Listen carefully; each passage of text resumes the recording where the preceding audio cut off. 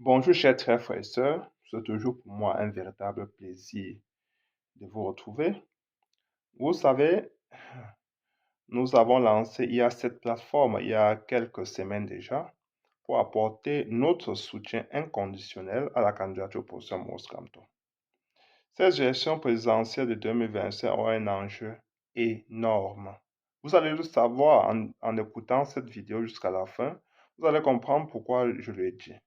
Je vous ai déjà dit, il y a de cela quelques semaines déjà, que les élections déjà avaient deux enjeux colossaux. Celui de libérer notre pays du joug colonial, mais aussi du joug dictatorial. Donc, c'était très clair.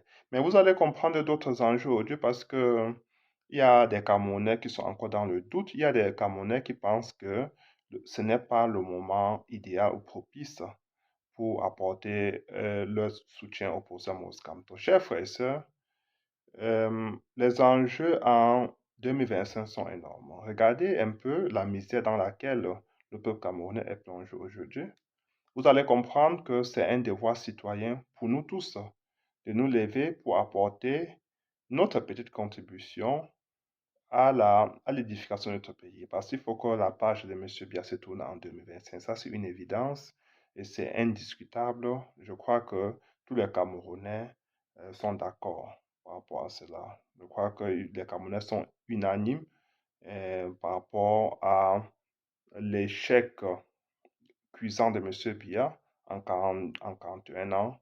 Il suffit, le constat est clair pour tout le monde, il suffit d'observer notre société, d'observer le niveau de vie des Camerounais, d'observer le fonctionnement des institutions pour comprendre le niveau de décrépitude avancée dans lequel nous sommes plongés. Et cela dure depuis euh, 4 décennies déjà. Donc, chers frères et sœurs, le moment n'est plus là pour faire de la politique politicienne. Nous savons tous que le professeur Maurice Kamto ne veut pas le pouvoir pour le pouvoir. Il veut le pouvoir parce que il veut changer la vie des Camerounais. Il veut changer leur quotidien. Il a une vraie vision pour le pays. Le professeur Maurice Kamto n'est pas là dans la distraction. Il a travaillé pendant 10 ans pour proposer un projet de gouvernance au peuple camerounais. Il l'a fait en 2018. Donc, nous pensons qu'en 2025, il aura mûri davantage ce projet, il aura ajusté certaines choses selon les dynamiques géopolitiques et géostratégiques qui se présentent aujourd'hui. Donc, le professeur Maurice Kamto a une base très solide, il a une vision très claire sur comment il entend diriger le Cameroun en 2025. Donc, il n'y a même pas de doute à cela parce que les compétences sont là. Nous savons que le professeur Maurice Kamto, euh, dans l'histoire camerounaise de notre pays, y a contribué. Si vous observez, déjà avant, dans les années 70, nous n'avions pas encore une constitution solide. Le professeur Maurice Kamto fut l'un des premiers juristes déjà à proposer une constitution au Camerounais et c'est la base sur laquelle notre constitution avait d'ailleurs été écrite. Donc, c'est là où est né même, ça a été une base très solide pour, ça a inspiré les constitutionnalistes camerounais pour pouvoir écrire la constitution du Cameroun. Après, vous savez très bien qu'il a apporté, qu'il a travaillé de manière acharnée pour que le Cameroun ne puisse pas perdre son territoire à Bakassi. C'était ce territoire camerounais qui est riche en ressources pétrolières. Et c'était un territoire qui avait été arraché par le Niger il y avait de cela quelques années, et dont l'expertise du professeur Moskamto avait encore a fait parler en ce moment-là. Il a mis sa robe, il était au tribunal, il était au four au moulin, il était au sein des Nations Unies à visiter les pays pour que la démarcation soit faite, pour que ce conflit puisse s'arrêter, pour qu'il n'y ait plus besoin de sang, parce qu'il y avait un conflit armé entre le Niger et le Cameroun. Et donc, le professeur Maurice Kamto il a toujours été un homme épris de paix, un homme qui pense que c'est à travers un véritable dialogue que nous pouvons mettre fin à l'effusion de sang. Et c'est la raison pour laquelle il appelle de tous ses voeux à l'arrêt des guerres, de la guerre qui sévit encore dans les régions du nord-ouest et du sud-ouest. Chers frères et sœurs, j'ai pris la parole aujourd'hui parce que les Camerounais, je ne sais pas comment sont constitués certains Camerounais, ils vont vous dire que le professeur Maurice Kamto n'est pas cohérent. Je crois que ce mot-là a été utilisé pendant quelques années déjà pour qualifier la position du professeur Maurice Kamto à diverses occasions parce qu'il a refusé de participer à la mascarade électorale en 2020. Certains ont dit, mais pourquoi il a participé aux élections présidentielles 2018 et après, avec le même code électoral, il a participé en 2018 et il refuse de participer en 2020. Avec la guerre qui sévissait au nord-ouest du sud-ouest en 2018, il y a participé aux élections présidentielles. En 2020, il a refusé d'y participer. Et, et vous voyez un peu que beaucoup de Camerounais, je suis même sûr que à force de parler, les turiféraires de M. Biya peut-être ont fait douter quelques Camerounais même qui sont derrière le procès Mos Kamto. Et pas qu'ils ont douté, mais ils ne parvenaient pas toujours à convaincre euh, des gens qui sont en face, qui torturent les Camerounais, alors qu'on parle, il y a encore des milliers de milliers de Camerounais qui sont dans les prisons de M. Biya. Donc, vous comprenez que, et ils vont vous appeler, ils vont vous parler de paix, ils vont vous parler de dialogue, alors qu'ils emprisonnent de pauvres Camerounais qui ont tout simplement marché. D'autres n'ont même pas marché, mais ils ont été condamnés à 7 ans de prison. Donc, revenant dans le sujet, chers frères et sœurs, il y a eu, je vais vous dire, chers frères et sœurs, écoutez-moi très attentivement. La cohérence pour un homme, c'est quoi? La cohérence pour un homme, je vais vous dire aujourd'hui, c'est quand il renonce à faire du bien. Et pour un homme politique, c'est quand il renonce à travailler pour son peuple. Ça, c'est ce qu'on appelle l'incohérence. Parce que ce mot est un peu utilisé à l'emporte-pièce, à tout va, sans même parfois bien comprendre. La cohérence en politique veut dire qu'un homme renonce à faire, à travailler pour son peuple. Donc un homme qui s'est levé pour son peuple va s'asseoir sans avoir accompli la mission, sans s'être investi suffisamment pour changer la vie de ce peuple-là. Ça, c'est ce qu'on appelle l'incohérence en politique. Chers frères et sœurs, avez-vous vu le professeur Moskamto renoncer à cette lutte louable? Jamais. Alors, d'autres vont me dire, il a dit qu'il devait participer aux élections, après il n'a pu participer. Mais je vais vous dire une chose. Vous avez constaté, et même dans plusieurs pays occidentaux, même africains, euh, certains, certains politiques, certains leaders de l'opposition martelé à plusieurs reprises qui n'iront jamais en exil. Donc, ils vont rester dans leur pays combattre. À un certain moment, ils ont constaté que le dictateur en place voulait l'éliminer physiquement. Alors, il a fallu qu'il s'échappe pour aller se préparer ailleurs. Il a fallu qu'ils aient en exil.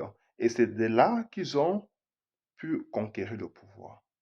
D'autres turiféraires du régime de M. Biya vont nous dire, non, c'est leaders de l'opposition, ces leaders politiques avaient dit qu'ils vont rester dans leur pays combattre. Maintenant, ils ont fui pour aller ailleurs avant de combattre. Pourquoi ils ne viennent pas dans leur pays combattre s'ils veulent vraiment démontrer qu'ils aiment leur peuple? Ça ne marche pas comme ça. Parce que ce leader-là serait devenu incohérent s'il avait renoncé à défendre ce peuple-là. S'il était entré dans le jeu du gouvernement, dans le jeu du dictateur. Parce que je vais vous dire une chose, c'est que vous ne le savez pas. Un dictateur, la première mission d'un dictateur, c'est de tomber avec son pays. Donc le dictateur veut disparaître avec son pays. Vous allez tout constater, quand quand un dictateur est au pouvoir, même quand tout va mal, il signe. Pourquoi? Parce qu'il veut disparaître avec les institutions. C'est pour ça qu'on dit qu'un dictateur ne peut jamais bâtir les institutions fortes. Parce que vous savez très bien que toutes les institutions, tous ces gens qui sont autour de M. Biya sont émasculés. Ils obéissent seulement aux ordres de M. Biya. Donc, un dictateur, c'est quoi? Il tombe avec le pays, avec lui. Ça, c'est l'intention d'un dictateur. Il veut tomber avec les institutions. Il veut tomber avec tout le pays. Donc, créer la guerre dans le pays. Vous allez tout constater. Dans tous les pays, hein, les dictateurs tombent. Quand les dictateurs tombent, il y a la guerre civile, il y a des morts, les institutions tombent. Il faut dissoudre le Parlement, dissoudre l'Assemblée nationale, parce que ça, c'est l'idéal d'un dictateur. Ça, c'est la mission première d'un dictateur. Parce que le dictateur, par essence, c'est un homme narcissique. Donc, il pense qu'après lui, son pays ne doit plus exister. Et il veut qu'après lui, son pays n'existera plus. Il veut qu'après lui, son peuple n'existera plus. Si ce n'est pas lui, c'est personne d'autre. Ça, c'est la nature d'un narcissique. Et tous les dictateurs sont narcissiques. Donc, il faut que ça soit bien clair. Et donc, je vous disais que un homme cohérent, c'est un homme qui maintient sa parole, même avec la dureté des actions du dictateur. Un homme cohérent, c'est celui-là qui garde sa parole, qui a la mission première de défendre son peuple, de travailler pour son peuple. Ça, c'est la mission première. Après, maintenant, les stratégies peuvent varier. Il y a d'autres hommes qui vont prendre des armes parce qu'ils croient qu'en prenant des armes, ils vont faire tomber le dictateur et travailler pour le peuple. Mais le professeur Maurice Kamto est encore plus cohérent que ça. Parce que ceux-là prennent des armes, ok. Ils vont vous dire, le dictateur est en train de tuer 100 personnes.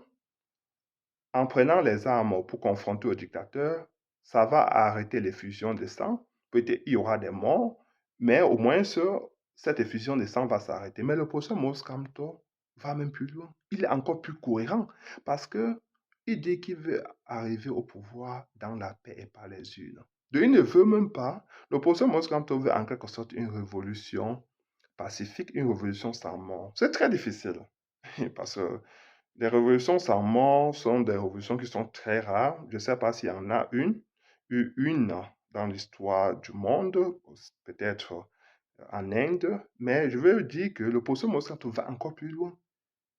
Si l'opposition Moscato renonce d'un jour au lendemain et va prendre les armes, ça veut dire qu'il a renoncé à défendre ce peuple-là. Plus quand vous prenez des armes contre un dictateur, qu'est-ce qui se passe?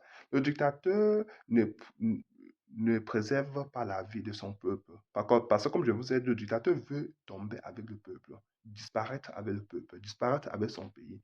Donc, si vous prenez les armes face à un dictateur, qu'est-ce qu'il fait? Il va pilonner davantage le peuple, éliminer beaucoup de gens et ça va créer un chaos total, généralisé dans le pays. Le professeur Maurice Kamto ne veut pas ce genre de scénario-là dans son pays. Il ne veut pas. Il veut, c'est un homme épris de paix, il veut arriver au pouvoir par les urnes et dans la paix. Il faut que ça soit bien clair pour tout le monde. Donc, chers frères et sœurs, je vous dis toujours que le professeur Maurice Kamto, c'est l'homme le plus cohérent du monde. Pourquoi je vais vous dire ça? En 2018, il participe aux élections présidentielles parce qu'il veut être président, arrêter la guerre dans les régions du nord-ouest et du sud-ouest. D'autres vont me dire, pourquoi avec le même co-électorat, il n'a pas participé en 2020? Je vais vous répondre. En 2020, il y a les élections législatives et tout ça, tout ce que vous connaissez municipal. Mais le professeur Maurice Kamto veut utiliser toutes les armes pour que la paix arrive, pour que la paix puisse finalement primer sur la violence. Donc, il privilégie la paix. Il croit qu'en mettant la pression sur le dictateur, parce qu'il y a, je vais vous dire, il y a des dictateurs qui sont cruels.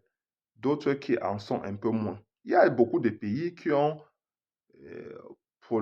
qui ont prorogé, je vais dire quoi, qui ont annulé les élections présidentielles et qui les ont, euh, euh, qui ont annulé les élections pour les organiser plus en avant parce que euh, ils ont passé, ils veulent mettre en place un dialogue national pour que tous les leaders de l'opposition se retrouvent pour trouver un consensus avant d'organiser les élections. Il y a d'autres dictateurs qui le font, mais le régime de M. Biya est autant cynique que quand même le leader de l'opposition renonce à participer aux élections, il frotte ses mains, il est très content.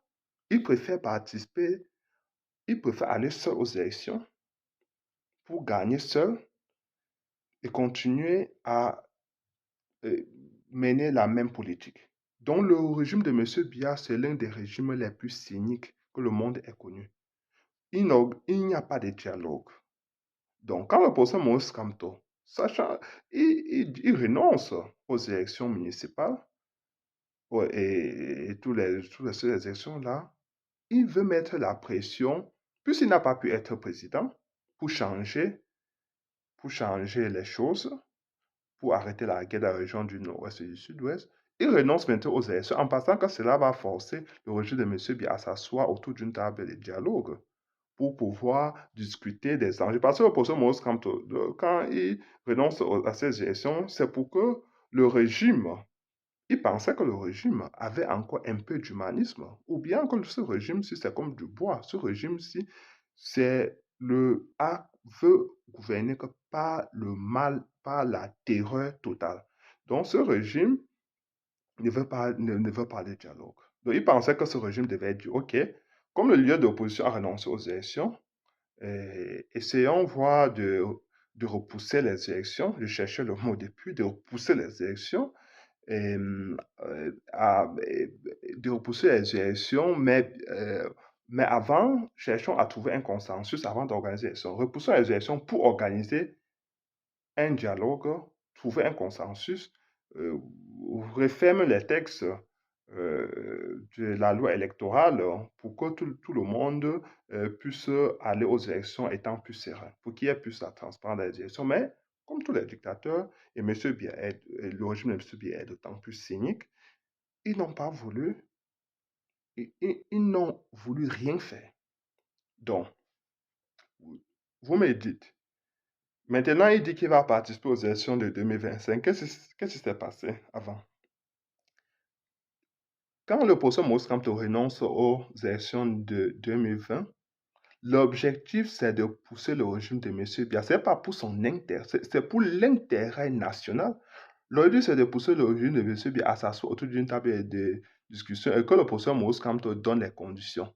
Arrêtons d'abord les régions du Nord-Ouest et du Sud-Ouest avant d'organiser les élections. Puisqu'il n'a pas pu être président en 2018 pour changer les choses, il croit qu'en renonçant à ces élections, le régime de M. Biya ça va pousser le régime de M. Biya à s'asseoir autour d'une table de discussion. Le régime de M. Biya renonce. Entre-temps, jusqu'aujourd'hui, les Camerounais sont tués dans la région du Nord et du Sud-Ouest. Il y a toutes les guerres qui sévissent là-bas. Le professeur Maurice Kamto dit, OK, ce régime est d'autant signé qu'ils ont refusé, ils ont volé les élections présidentielles, ils ont organisé les élections municipales et législatives sans arrêter les guerres, qui étaient les élections les élections de terrain qui touchent directement à la population, parce que c'est ça les élections législatives, les élections municipales. Mais dans les régions du Nord-Ouest et du Sud-Ouest, quel genre d'élections pouvait-on organiser? Les élections présidentielles, ce sont plutôt les élections nationales. Donc, le président Moïse Kamto voulait arriver au pouvoir à cet instant pour arrêter la guerre. Pourquoi ça s'arrête? Il n'a pas pu. En 2020, il renonce aux élections et, croyant que le régime de M. Biya va s'asseoir pour qu'ils arrêtent ces guerres avant d'organiser les élections, il n'a pas pu. Il dit maintenant OK, en 2025, nous allons participer aux élections. Pourquoi? Parce qu'une guerre ne s'arrête pas à travers les élections municipales et législatives. Seul le président de la République peut changer les choses. Seul le président de la République peut arrêter la guerre dans un pays. Seul le président de la République peut arrêter la guerre d'un pays. Et pour que le président de la République arrête la guerre d'un pays, il faut d'abord que, pour que la guerre s'arrête au Cameroun, là, je vais prendre l'exemple concret, ok, explicite. Pour que la guerre s'arrête au Cameroun, il faut qu'il y ait un nouveau président qui arrive au pouvoir, comme le professeur Maurice Kamto, pour mettre fin à cela. Ou bien il faut qu'on force M. Biya à s'asseoir autour d'une table de discussion que le professeur Maurice Kamto a fait en 2020. Il n'a pas réussi parce que les autres leaders de l'opposition ont voulu organiser, aller aux élections qui étaient pipées d'avance et nous savons quels sont les résultats aujourd'hui. Cela n'a rien produit. On a organisé ce soi-disant dialogue national où des gens parlaient entre eux alors qu'il faut parler avec des gens, des représentants des solutionnistes. On a trouvé, les résultats sont devant nous aujourd'hui. La guerre est toujours présente. Donc, ça, le professeur Moskamto, c'est la cohérence en personne. Maintenant, peut-on être cohérent politiquement? Ça, c'est la cohérence du côté de l'humanisme. Le professeur Moskamto veut a un idéal, travailler pour le peuple camerounais, sortir le peuple camerounais de la misère. Ça, c'est la cohérence du côté de l'humanisme. Maintenant, cohérence politique. Comme je vous ai dit, cohérence du côté de l'humanisme toujours. Il renonce aux élections présidentielles 2020 pour obliger le régime de M. Biya à s'asseoir autour d'une table de conversation pour qu'on arrête d'abord les guerres au nord et du sud-ouest avant d'aller aux élections. Cohérence politique. Peut-on être cohérent avec un dictateur? Vous me faites rire. On ne peut jamais être cohérent avec un dictateur. En fait, ceux qui sont cohérents avec des dictateurs, ce sont ceux qui mangent avec le dictateur. Donc, on dit, on a aux élections, vous courez en sachant qu'il y a des priorités. La priorité, c'est d'arrêter les guerres du nord et du sud-ouest. Ça, c'était en 2020. Là, en 2018, il n'y avait pas de choix. Il fallait aller aux élections présidentielles pour sortir vainqueur des élections et arrêter la guerre. On ne peut pas être cohérent dans une dictature. Il n'y a pas de cohérence politique. Ça ne peut pas se faire. Puisque M. Biya est le seul qui détient le calendrier électoral. Ça veut dire que vous pouvez faire vos plans comme vous voulez, que non, je vais lancer mes élections, je vais me préparer en décembre ou novembre, je ne sais pas quoi. M. Biya se lève demain, il dit que, OK, il appelle au corps électoral et il organise les élections. On ne peut pas être cohérent dans une dictature. En fait, dans une dictature, il faut s'attendre à tout. Qu'on vous met même en prison alors que vous n'avez rien fait. Vous avez vu? On a bloqué, il y a eu un blocus sur le professeur Maurice Kamto chez lui. On a demandé au régime, mais c'était à quel titre qu'il est bloqué? Selon quel article de la loi? Quelle est, quelle est la partie de la Constitution ou de la loi qui vous donne le droit de bloquer un individu chez lui? Ils ont dit que non, puisque le dictateur entend faire tout par la force. Et vous parlez de cohérence face à une dictature, vous parlez de quelle cohérence? Réveillez-vous. Réveillez-vous. Si vous dormez encore, on ne parle pas, on ne peut pas parler de cohérence politique dans une dictature. On ne peut pas. Je vous ai pris des exemples, des gens qui disaient qu'ils veulent rester dans leur pays, combattre. Après, ils étaient obligés de fuir, aller en exil, aller combattre de là, pour rentrer, pour sortir vainqueur de là. D'autres ont pris des armes. Vous avez vu des gens qui sont partis du civil aller prendre des armes pour combattre le dictateur, alors que c'était des gens qui avaient dit qu'ils ne veulent jamais toucher les armes. Nous avons la chance qu'il y a au professeur Maurice Kamto qui ne veut pas perdre un seul Camerounais, qui s'investit pour que, pour que la révolution en 2025 s'opère sans effusion de sang. Ça, c'est le professeur Maurice Kamto. Vous allez trouver ça où, chers frères et sœurs. Réveillons-nous. Partagez cette vidéo. Surtout, abonnez-vous massivement parce que la société civile doit se prononcer, doit s'organiser à travers cette plateforme. Nous allons apporter tout notre soutien, un soutien inconditionnel à la candidature pour ce Moscamto. Et je demande à vous tous, à tous les Camerounais qui attendent que le procès Moscamto les appelle pour les soutenir, pour le soutenir. Non, le procès Moscamto n'appellera personne. En 92, il s'est levé soutenir John Fungi, sans que John Fungi ne l'appelle. Parce que le changement, d'abord, c'est le changement personnel, avant de se généraliser. Ce n'est pas un changement pour monsieur Kamto. Ce n'est pas pour lui. Il a déjà fait sa vie, il a construit sa vie, il a déjà tout. Ce n'est pas un changement pour monsieur Kamto. Monsieur Kamto a pris le micro en 92. Il s'est investi dans les élections de 92 pour que John Fundi soit élu. Il a pris le micro, il a parlé au peuple, il s'est levé, il s'est investi en 92. Sans que John Fundi ne l'appelle, sans que John Fundi, sans négocier, sans rien négocier avec John Fundi. Donc, chers frères et sœurs, je lance un appel à vous tous. Soutenez l'opposition Moscanto sans rien attendre. Soutien inconditionnel, comme nous faisons là. Il ne nous connaît ni d'Adam ni d'Ève, comme je le dis toujours. Il ne nous connaît pas. Je ne le connais pas, il ne me connaît pas, il ne connaît personne de nous. Mais nous lui apportons notre soutien parce que c'est celui à même de changer les choses dans notre pays aujourd'hui. C'est celui qu'on peut accompagner aujourd'hui pour qu'il puisse implémenter des choses réelles, tangibles sur le terrain pour changer au quotidien des Camerounais. Si, S'il est président, mon quotidien change, ton quotidien, son quotidien change. Le quotidien de nos enfants, de nos mamans, de nos papas, de nos grands-pères, de nos grands-mères, de nos frères et sœurs. Le quotidien de tous les Camerounais change s'il est président aujourd'hui. Le quotidien de tous les Camerounais change. Tous les Camerounais du nord au sud, de l'est à l'ouest, partout. Le quotidien de tous les Camerounais vont changer. Monsieur Biya n'a jamais rien apporté de bon au Cameroun en 41 ans. 41 ans, rien de bon. Donc, chers frères et sœurs, partagez cette vidéo, abonnez-vous massivement, inscrivez-vous massivement sur les listes électorales et allez voter pour l'opposition Moskamto. Si nous votons pour l'opposition Moskamto, cela ne suffit pas. Il faut rester, occuper les rues. Il faut suspendre toutes vos activités, préparer les provisions pour, pour être prêt à occuper les rues, même s'il le faut, même pendant 2, 3 mois, jusqu'à ce que M. Biya s'enfuit du pouvoir, avec Biya, avec tous ses amis, avec tout son régime, s'enfuit du pouvoir ou du Cameroun. Ça, ils auront le choix parce qu'il n'y aura pas de chasse aux sorcières. Mais s'ils s'enfuient pour aller au village, ça suffit. Mais qu'ils quittent Etoudi, qu'ils laissent le pays être gouverné par un homme qui va venir mettre en place des institutions fortes, bâtir des institutions fortes, mettre en place une vision de développement, relancer l'économie, euh, relancer l'économie, mais surtout réconcilier les Camerounais entre eux pour qu'ils convergent ensemble vers la prospérité.